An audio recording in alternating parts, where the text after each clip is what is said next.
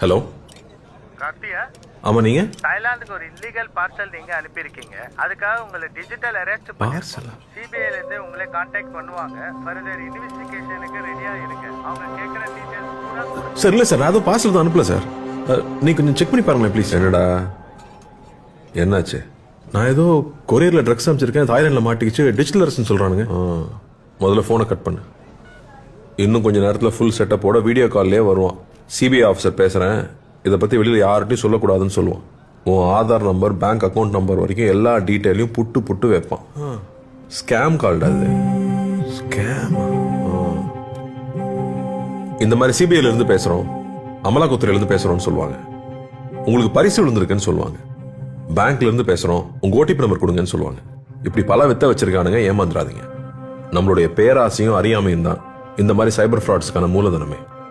Digital அரெஸ்ட்ங்கிற ஒரு சட்டமே நம்ம சட்டத்துறையில இல்ல, நம்ப வேண்டாம்.